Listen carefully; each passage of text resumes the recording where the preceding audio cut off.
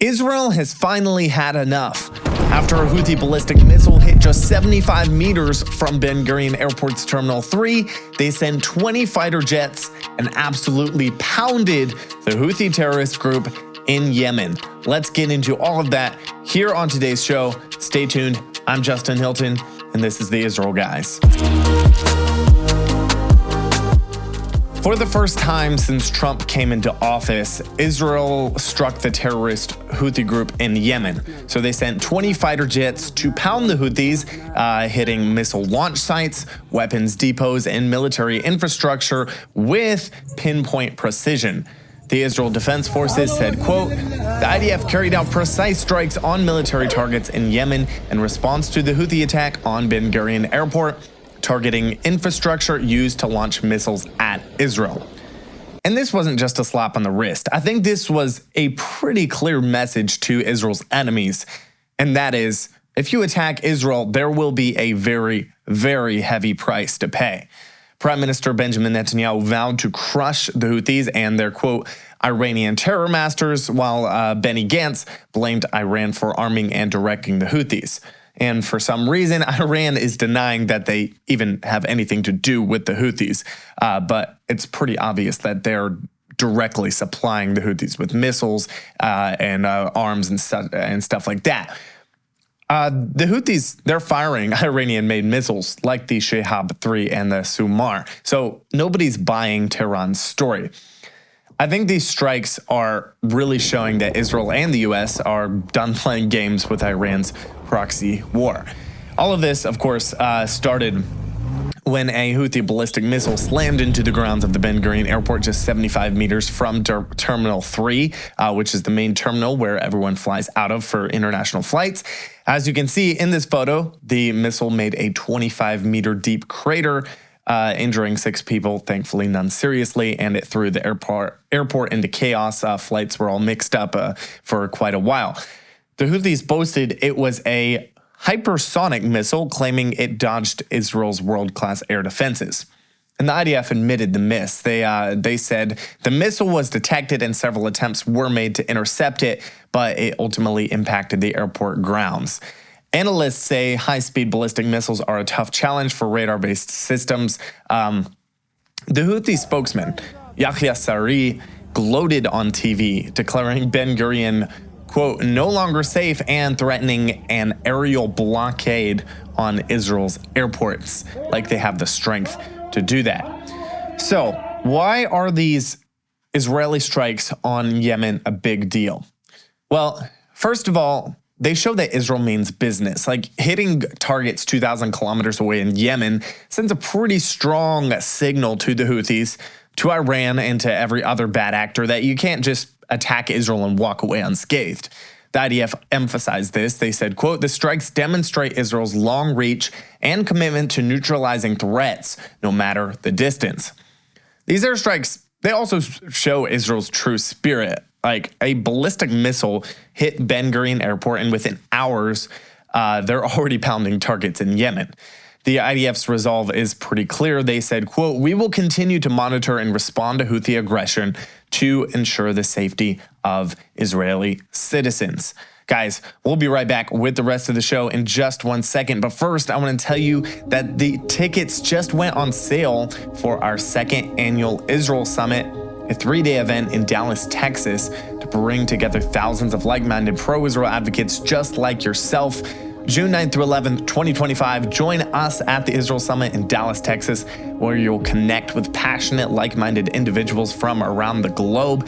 Hear from world-class Israeli speakers, including Rabbis Jeremy Gimpel, Ari Abramowitz, Yishai Fleischer, former Ambassador David Friedman, Congresswoman Michelle Bachmann, and so many more. Guys, gain access to resources that will empower you to stand firm in your support of Israel, be empowered with cutting-edge educational resources and tools to help you better advocate for Israel and the Jewish people. Together, we can fight back against the negativity, against the hatred, against the ballistic missiles from Yemen. Guys, let's unite our voices in standing with Israel and show the world that Israel's right to be sovereign in the entirety of their land is non-negotiable. Join us in Dallas, Texas, June 9th through 11th, 2025. It's time to make a difference. It's time to stand with Israel. Tickets will only be on sale for 1 week, though, so don't wait to sign up. Use the promo code STAND to get 25% off all tickets. Just go to theisraelguys.com/summit, or it's even easier, just click that link. We'll put it in the description below. The IDF is once again ramping up operations in the Gaza Strip. So Hamas has not wanted to cooperate at all with ceasefire talks, so Israel called up tens of thousands of reservists to escalate operations. A senior Hamas official, he just said that the terror group is no longer interested in hostage ceasefire deal talks with Israel and urges the international community to halt Israel's quote-unquote hunger war against Gaza. He said, "There is no sense in engaging in talks or considering new ceasefire proposals as long as the hunger war and extermination war continue in the Gaza Strip." He said the world needs to, quote, pressure the Netanyahu government to end the crimes of hunger, thirst, and killings in Gaza. And of course, this is just absolute foolishness. Israel has provided hundreds of trucks of humanitarian aid for months, and Hamas has confiscated most of it. And if anyone is starving, it is entirely the fault of the Hamas terror group. And President Donald Trump said that. He said he wants to help the people of Gaza get food. Watch this. We're going to help the people of Gaza get some food. People are starving, and we're going to help them get some food. A lot of people are making it very, very bad. If you look, Hamas is making it impossible because they're taking everything that's brought in. But we're going to help the people of Gaza because they're being treated very badly by Hamas. Thank you very much. Thank you, Pastor. Minister of National Security Itamar Ben Gvir took a little bit of a stronger stance. He said he thinks that the only aid that should go into Gaza would be for voluntary immigration. He said, quote, "The only aid that should enter Gaza is to allow them voluntary immigration. As long as we have hostages languishing in tunnels, I don't understand why we are even discussing this." And honestly, as harsh as this sounds, I do believe that Ben Gvir is right, that no other war would people be actually supplying their enemies with all the food, and would all the pressure be on them to supply their enemies with all the food. Meanwhile, Finance Minister Ben Gvir and Smotrich, he said that Israel will not withdraw from Gaza even if there is another hostage deal, telling Israelis to embrace the word occupation after the cabinet approved an expansion of the fighting that was said to include conquering the Strip. The cabinet's decision and Smotrich's statement sparked outrage from the opposition and the families of hostages who accused the government of prioritizing territorial gains over the lives of the captives still held in Gaza.